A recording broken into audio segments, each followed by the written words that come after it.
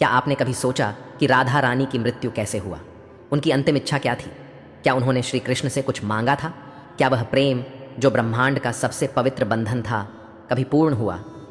आज हम इस रहस्यमयी और प्रेरणादायक कथा को आपके सामने लाए हैं, जो न केवल आपके हृदय को छुएगी बल्कि आपको यह सोचने पर मजबूर कर देगी कि प्रेम का असली अर्थ क्या है। प्रिय दर्शकों, रामायण में कहा गया है कि अधूरी कथा सुनना या छोड़ना दुख और अशांति का कारण बनता है। इसलिए इस कथा को अंत तक सुनें।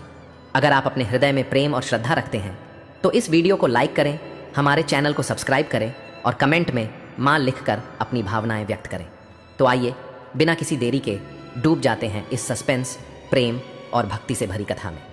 वृंदावन की उन संकरी पगडंडियों पर जहाँ कभी राधा और कृष्ण की हंसी गूंजा करती थी, जहाँ बांसुरी की मधुर धुनें हवा को प्रेम से रंग देती थीं, आज भी एक गहरी गूंज बाकी है।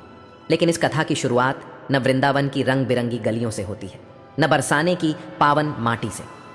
यह शुरुआत होती है एक शांत एकांत कुंज से, जहाँ वृद्धा राधा अपने जीवन के अंतिम पड़ाव पर थीं। राधा अब उम्र के उस मोड़ पर थीं जहाँ उनका शरीर थक चुका था। उनकी कमर झुक गई थी, बालों में चांदी की चमक थी, लेकिन उनकी आंखों में वही प्रेम था जो कभी किशोरी राधा में झलकता था। जब कोई बांसुरी की धुन उनके कानों तक पहुंचती तो उनके झुर्रियों भरे चेहरे पर एक हल्की सी मुस्कान खिल उठती, मानो कोई पुराना सपना फिर से जीवित हो गया हो। जब श्री कृष्ण मथुरा चले गए, राधा ने न विवाह किया न किसी और का सहारा लिया। वह वृंदावन के एक सुदूर कोने में एक साधारण कुटिया में रहने लगी। हर सुबह सूर्योदय के समय वह यमुना के तट पर जाती, जल अर्पण करती और फिर अपनी कुटिया में लौटकर श्री कृष्ण की प्रतीक्षा करती। उनके मन में अटूट विश्वास था कि एक दिन वह जरूर लौटेंगे। गांव के लोग उन्हें साध्वी माँ कहने लगे थे।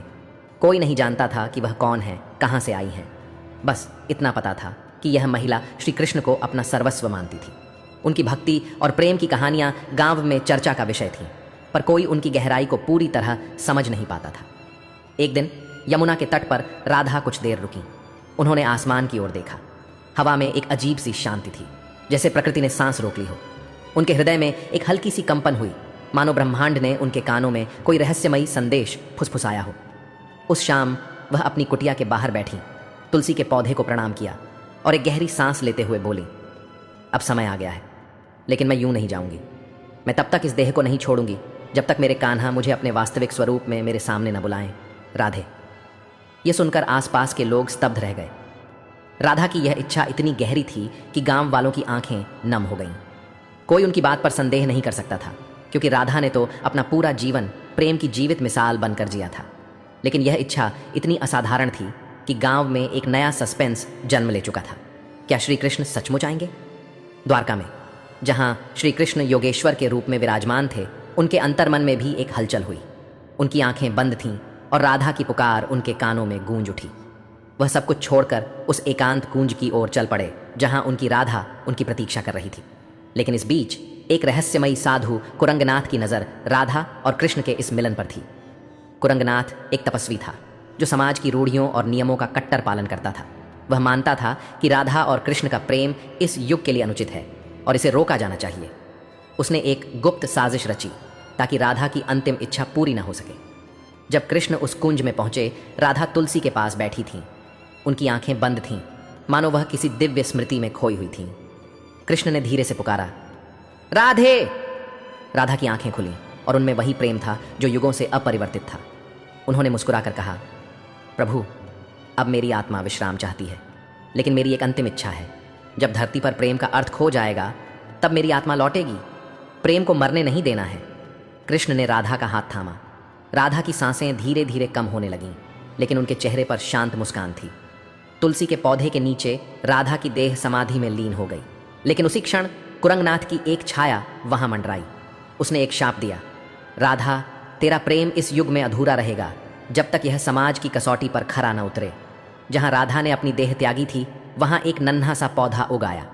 इसकी पत्तियां इतनी उज्ज्वल थीं मानो उनमें स्वर्ग का प्रकाश समाया हो। गांव वालों ने इसे राधा पौधा नाम दिया और वहां पूजा शुरू हो गई। लेकिन किसी को नहीं पता था कि इस पौधे के नीचे एक रहस्य पल रहा था, राधा का पुनर्जन्म। बरसाने से कुछ दूरी पर एक साधारण किसान के घर में एक कन्या ने जन्म लिया। उसका नाम रखा गया ललिता। लेकिन इस कन्या में कुछ असाधारण था। बिना सिखाए वह बांसुरी की ऐसी धुन बजा लेती थी जो सुनने वालों के हृदय को छू जाती थी। उसकी हंसी में जादू था। पेड़ों की पत्तियां हिलने लगती थीं, पक्षी झूम उठते थे। गांव की बुजुर्ग महिलाएं कहती थीं, यह कन्या कोई साधारण नहीं है, इसमें राधा का तेज है। जब ललिता 7 वर्ष की हुई, वह एक दिन यमुना के तट पर अकेली बैठी थी। वहां से गुजर रहे एक वृद्ध संत स्वामी आनंदनाथ ने उसे देखा। उनकी नज़र ललिता की आंखों पर पड़ी और वह सिहर उठे। यह वही आत्मा है, उन्होंने कहा। राधा लौट आई है। ललिता को स्वप्न में एक श्याम वर्ण पुरुष दिखाई देने लगा। वह कुछ बोलता नहीं था, बस बांसुरी बजाता था। उसकी धुन ललिता को किसी अनजान दुनिया में ले जाती थी। एक रात उसने अपनी माँ से पूछा, माँ, प्रेम क्या होता है? माँ ने हंसकर कहा, तू अभी छोटी है बेटी, प्रेम का मतलब तुझे बाद में समझ आएगा। लेकिन ललिता की आंखों में एक पुरानी पीड़ा थी, जैसे वह यह सवाल किसी और जीवन में भी पूछ चुकी हो। ललिता जब 13 वर्ष की हुई, एक दिन वह यमुना तट पर बांसुरी बजा रही थी। अचानक उसकी बांसुरी से एक अनोखी धुन निकली, वही धुन जो कभी राधा श्री कृष्ण के लिए बजाया करती थी। तभी जमीन में एक हल्की सी दरार पड़ी। ललिता ने वहां खुदाई की और मिट्टी के नीचे उसे एक प्राचीन मूर्ति मिली, एक स्त्री की, जिसके होठों पर मुस्कान थी और हाथ में बांसुरी। जैसे ही ललिता ने मूर्ति को छुआ, एक दिव्य स्वर गूंजा, राधे, तुम लौट आई। ललिता स्तब्ध रह गई। राधे, यह नाम क्यों? उसका मन बेचैन हो उठा। वह समझना चाहती थी कि वह कौन है, उसका जन्म क्यों हुआ और क्यों उसे बचपन से ही प्रेम, विरह और श्री कृष्ण जैसे शब्द आकर्षित करते थे। लेकिन उसी रात उसे एक स्वप्न आया, जिसमें एक छाया ने उसे चेतावनी दी, ललिता, तेरा रास्ता आसान नहीं होगा। एक शक्ति तुझे रोकने की कोशिश करेगी। यह छाया कुरंगनाथ की थी, जो राधा के पुनर्जन्म को रोकना चाहता था। उसी समय हिमालय से स्वामी आनंदनाथ बरसाने आए। उन्होंने ललिता को देखा और मौन हो गए। युगों पहले मैंने राधा को देखा था, उन्होंने कहा।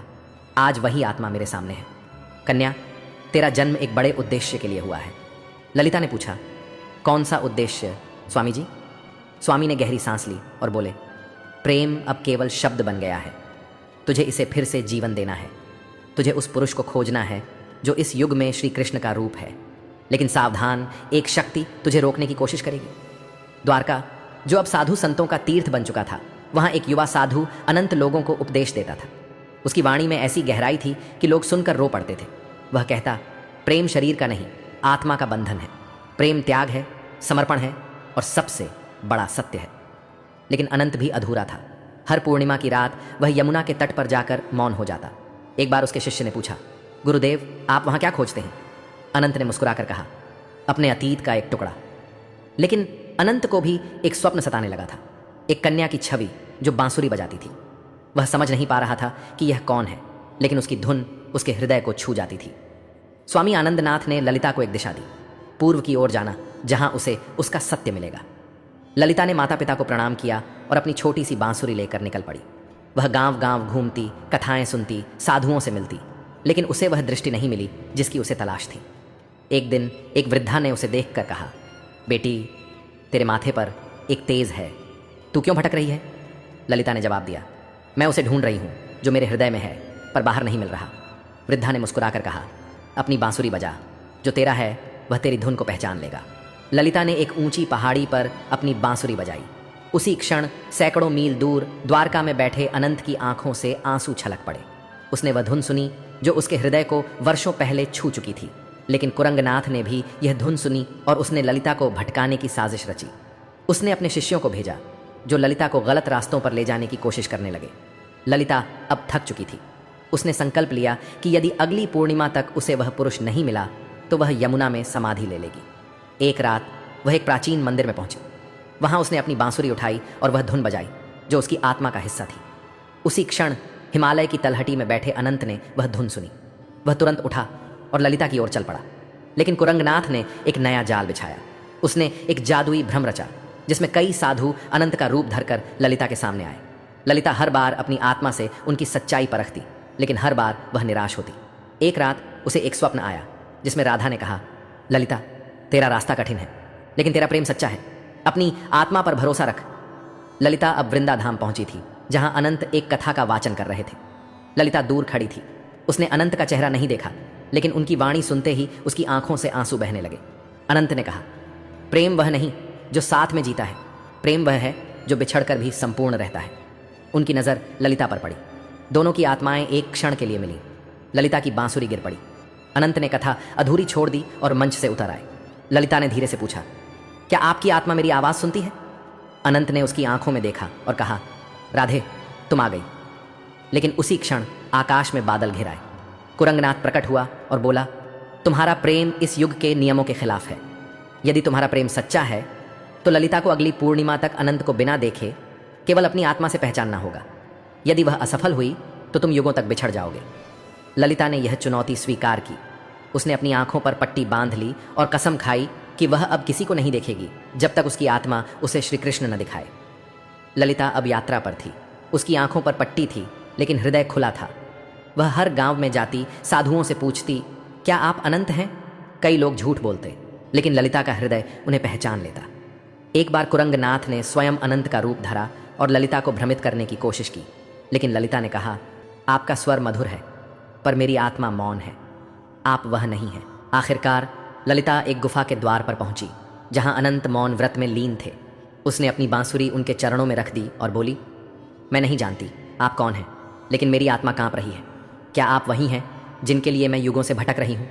अनंत ने बांसुरी उठाई और वही धुन बजाई जो राधा के लिए थी। ललिता रो पड़ी और बोली, कृष्ण। अनंत की आंखों में भी आंसू थे।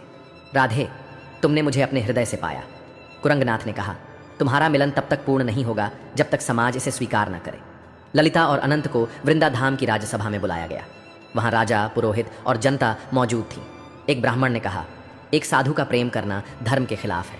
अनंत ने जवाब दिया, प्रेम कोई नियम नहीं तोड़ता, यह आत्मा का सत्य है। ललिता ने कहा, मैंने उन्हें अपनी आंखों से नहीं, अपनी आत्मा से पहचाना। राजा ने गहरी सांस ली और बोला, मेरी माँ मुझे राधा कृष्ण की कथा सुनाती थी। मैं हमेशा पूछता था कि उनका विवाह क्यों नहीं हुआ। आज मुझे जवाब मिला। प्रेम समाज के नियमों से नहीं, आत्मा से बंधता है। मैं इस प्रेम को स्वीकार करता हूँ। उसी क्षण आकाश में शंखनाद गूंजा, पुष्पों की वर्षा हुई। एक ऋषि प्रकट हुए और बोले, अब यह प्रेम पूर्ण है, अब राधा को भटकना नहीं पड़ेगा। ललिता और अनंत ने यमुना तट पर एक छोटी सी कुटिया बनाई। लोग उन्हें राधा कृष्ण कहते, लेकिन वे एक दूसरे को केवल प्राण पुकारते। एक पूर्णिमा की रात ललिता ने बांसुरी बजाई और अनंत उसकी गोद में सो गए। उनकी देह समाधि में लीन हो गई, लेकिन उनकी आत्माएं यमुना की लहरों में बहने लगीं। लेकिन कथा यहीं खत्म नहीं होती। उस रात राधा पौधे के पास एक नन्हा सा दीप जल उठा जो अपने आप जल रहा था। गांव वालों ने इसे चमत्कार माना। कुछ दिन बाद एक नन्ही कन्या ने उसी गांव में जन्म लिया। उसकी आंखों में वही तेज था जो ललिता में था। लोग कहने लगे, राधा फिर लौटेगी जब तक प्रेम को धरती पर पूर्ण सम्मान न मिले। आज भी वृंदाधाम में हर पूर्णिमा को एक अनोखी धुन गूंजती है। लोग कहते हैं, यह राधा की अंतिम इच्छा